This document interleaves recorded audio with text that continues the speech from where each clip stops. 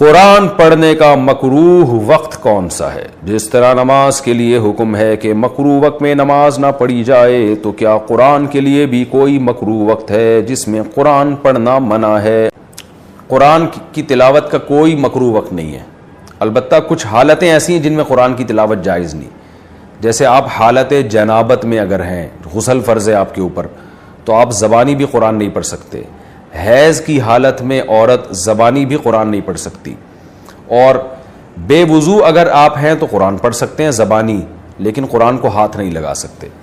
تو باقی قرآن پڑھنے کا کوئی مکروہ ٹائم نہیں ہے، سارے وقتوں میں قرآن کی تلاوت جائز ہے. حدیث میں آتا ہے لا تقرأ الحائض ولا الجنوب شیئا من القرآن، حائضہ عورت اور جنوبی قرآن نہ پڑھے. اگرچہ یہ حدیث ضعیف ہے مگر صحابہ اور تابعین کے فتاوی سے اس کی تائید ہوتی ہے. حدیث جو ہے نا اسماعیل ابن عیاش کی وجہ سے، سند کی وجہ سے ضعیف ہے، اور اس کے جتنے طرق ہیں حدیث کے سب ضعیف ہیں. لیکن جنبی کے بارے میں جو حالت جنابت میں ہو، اس کے بارے میں تقریباً پوری امت کا اجماع ہے کہ صحابہ کے تابعین کے فتاوی ہیں کہ وہ قرآن کی تلاوت نہیں کر سکتا. تو اب دیکھا جائے تو جنوبی جو حالت جنابت ہے وہ بھی حدث اکبر ہے، تو حیض کی حالت بھی حدث اکبر ہے، اس میں بھی غسل فرض ہوتا ہے، اس میں بھی غسل فرض ہوتا ہے. تو حدث اکبر ہونے میں دونوں چیزیں مشترک ہیں. یعنی جنبی سے یہ استنباط کیا گیا کہ ناپاکی کی حالت میں قرآن نہیں پڑھ سکتے. تو جیسے ناپاکی حالت جنابت میں ہوتی ہے، اس کو تقریباً سبھی مانتے ہیں کہ بھئی حالت جنابت میں قرآن نہیں پڑھ سکتے. تو حالت حیض بھی کی حالت بھی وہی ہوتی ہے، بالکل جنابت کی حالت ہوتی ہے، اس میں نماز نہیں ہے.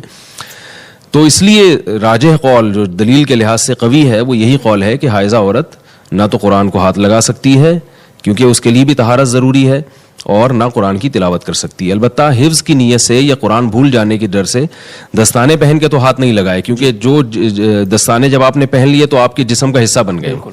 تو ایسی چادر جو جسم سے جدا ہو، یعنی کوئی چادر ہے اس سے آپ قرآن کو پکڑ سکتے ہیں اور آیتیں توڑ توڑ کے پڑھ بھی سکتے ہیں. جیسے ایک لفظ اس کا پڑھ لیا، کیونکہ جب تک وہ پوری لڑی نہیں بنتی، وہ قرآن نہیں بنتا. تو ایک آیت یعنی ایک لفظ توڑ توڑ کے اگر کوئی پڑھنا چاہے تو یہ جائز ہے. ختم قرآن کروانا کیسا ہے؟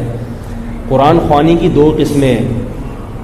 ایک قرآن خوانی وہ ہوتی ہے جو دکان مکان میں برکت کے لیے ہوتی ہے. نیا گھر بنایا آپ نے تو آپ چاہتے ہیں برکت کے لیے اس میں قرآن خوانی ہو جائے. یہ ثواب کے لیے نہیں ہوتی، بلکہ کس کے لیے ہوتی ہے؟ برکت کے لیے. تو برکت کے لیے جو کام کیا جاتا ہے نا اس کو رقیہ کہتے ہیں. رقیہ جیسے کسی بیمار کے لیے آپ کوئی چیز وظیفہ پڑھ کے پھونکتے ہیں اس پہ یا ویسے ہی پڑھتے ہیں.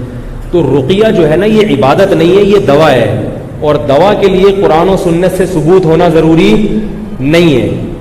تو اگر کوئی دکان یا مکان میں برکت کے لیے قرآن خوانی کرواتا ہے تو چونکہ یہ رقیہ ہے اس لیے جائز ہے، اگرچہ نبی کے دور میں یہ نہیں تھا، بشرطے کہ اس کو سنت نہ سمجھا جائے. اور اگر کوئی میت کے مرنے کے بعد ایصال ثواب کے لیے قرآن خوانی کرواتا ہے تو یہ رقیہ نہیں ہے بلکہ عبادت ہے نا، اس کے لیے ثبوت چاہیے اوپر سے، اور وہ ثبوت ہمارے پاس نہیں ہے. قرآن و سنت سے، صحابہ سے کبھی نہیں دیکھا کہ حضرت ابو بکر کا انتقال ہوا تو آپ نے دیکھا کہ حضرت عمر نے قرآن خوانی کروائی ہو. اس میں یہ ہے کہ جو جہاں ہے جیسے ہے اپنی طرف سے جو بھی میت کو پڑھ کے ثواب پہنچا دے یا صدقہ کر دے، اس کے لیے اجتماع کرنا، لوگوں کو بلانا، یہ عمل بدعت ہے. میت کے گھر کھانا کھانا کیسا ہے؟ دیکھو، میت کے گھر اگر آپ میت کو دفنانے گئے، بہت دور سے آئے ہیں آپ، اور آپ دفنا کے واپس آئے تو کھانے کا ٹائم ہو گیا، تھکے ہوئے ہیں، تو اہل خانہ نے یا پڑوسیوں نے کھانے کا انتظام کر لیا. یہ سال ثواب کے لیے نہیں بلکہ یہ سوچ کے کہ مہمان دور دور سے آئے ہوئے ہیں تو کھا سکتے ہیں آپ. پڑوسیوں کو چاہیے اپنے اپنے گھروں میں جا کے کھائیں، جو دور سے مہمان آتے ہیں ان کو چاہیے کہ وہ کھا لیں. اور لوگ میت والے تو نہیں کرتے اڑوس پڑوس، اور کرنا چاہیے. اڑوس پڑوس والوں کو ان مہمانوں کے لیے کھانے کا انتظام کرنا چاہیے جو دور سے آئے ہیں، کیونکہ بہت تھکاوٹ ہو جاتی ہے. ایک مولوی صاحب نے مجھے بتایا کہ میں کہتا تھا کہ میت کا ہر قسم کا کھانا حرام ہے، کسی کو نہیں کھانا جائز ہے. کہتے ہیں وہ مولوی صاحب مجھے واقعہ سن رہے ہیں، کہہ رہے ہیں ہمارے ایک رشتے دار کا انتقال ہو گیا، وہ لانڈی میں انتقال ہوا. کہہ رہے ہیں میں ادھر سے چل کے گیا دوپہر کا وقت تھا، بھوک سے حالت خراب، وہاں گیا میں نے دفنایا بھی، وہ رشتے دار تھے، کندھا بھی دیا، دفنا کے تو پیٹ کمر سے لگا ہوا ہے. اب میں نے کہا میں کھانا کھاؤں گا، گھر جا کے 2 گھنٹے پھر لگیں گے. تو کہہ رہے ہیں انہوں نے کھانا منگوایا، میں نے ادھر ادھر دیکھا کوئی دیکھ تو نہیں رہا. ٹھیک ہے، میں نے کہا کھا لو جلدی سے کیونکہ بھائی بہت مجبوری ہے. کہہ رہے ہیں اس کے بعد جو ہے نا میں نے فتویٰ چینج کر دیا. تو میں نے ان سے کہا, میں نے کہا تبھی جو آدمی لوگوں میں گھلتا ملتا ہے نا, بیٹھتا ہے, ضرورتوں کو سمجھتا ہے. امام محمد رحمہ اللہ تعالیٰ جو امام ابو حنیفہ کے شاگرد تھے, وہ باقاعدہ بازار میں جا کے تاجروں کی تجارت دیکھتے تھے. لوگوں نے کہا ایسا کیوں کرتے ہیں؟ انہوں نے کہا جس کو لوگوں کے حالات کا علم نہیں ہے اس کو فتویٰ دینا جائز نہیں ہے. اس کو پتا ہو کہ پبلک کی کیا مجبوریاں ہیں, کیا ضرورت, ورنہ وہ ایسی باتیں کرے گا جو مریخ پر تو اس پر عمل ہو سکتا ہے, زمین پر نہیں عمل ہو سکتا اس پہ. ایسی ایسی باتیں کر رہا ہوگا بیٹھ کے وہ. تو جو لوگ دور دور سے آئے ہیں وہ بیچارے مجبور ہیں, ان کو کھلا سکتے ہیں, باقی لوگوں کو چاہیے اپنے اپنے گھروں میں جا کے کھائیں.